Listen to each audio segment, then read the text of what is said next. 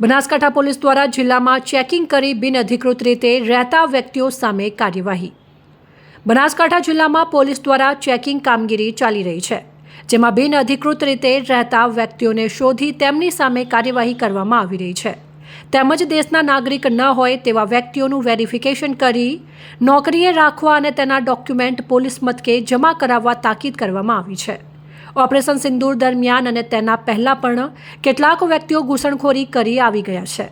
આવા વ્યક્તિઓ સામે સરકાર તરફથી તેમજ ડીજીપી તરફથી મળેલ સૂચના મુજબ જિલ્લામાં પોલીસ દ્વારા ચેકિંગ કરવામાં આવ્યું હતું, જેમાં બહારના દેશમાંથી આવેલી એક બાંગ્લાદેશી મહિલાને શોધી કાઢવામાં આવી હતી। આ મહિલાના તમામ ડોક્યુમેન્ટ એકત્રિત કરી ગૃહ મંત્રાલય ખાતે મોકલી આપવામાં આવ્યા છે અને તેને ડિપોર્ટ કરવા માટેની કાર્યવાહી હાથ ધરવામાં આવી છે।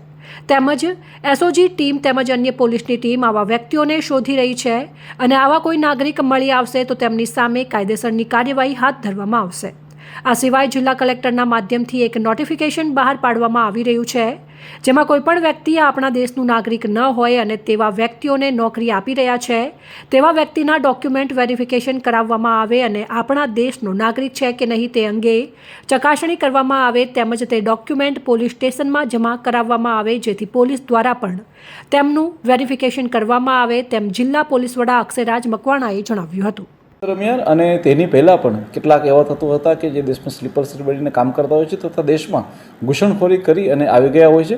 આવા તત્વોની વિરુદ્ધ પણ જ્યારે કામગીરી કરવાનો સરકાર તરફથી અને ડીજીપી સાહેબ તરફથી જ્યારે આદેશ મળેલો હતો ત્યારે બનાસકાંઠા પોલીસે પણ અનેક નાગરિકોનું આ રીતના ચેકિંગ કર્યું છે અને જેઓ ખરેખર બીજા દેશમાંથી આવેલા હોય અને ઇલીગલ રીતે દેશમાં ઘૂસણખોરી કરેલા હોય તેવા એક બાંગ્લાદેશી મહિલાને ગોતી પાડવામાં આવેલા હતા।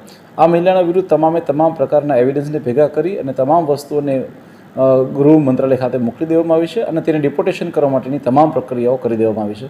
આ સિવાય પણ હું જણાવવા માંગીશ કે અમારી એસઓજીની ટીમ અને દરેક પોલીસ થાણાની ટીમ હજી પણ ખૂબ જ ઊંડાણપૂર્વક આવા નાગરિકોને સર્ચ કરી રહી છે અને આવા કોઈ પણ નાગરિક મળી આવશે તો તેના વિરુદ્ધ જે છે કાયદેસરની કાર્યવાહી કરવામાં આવશે।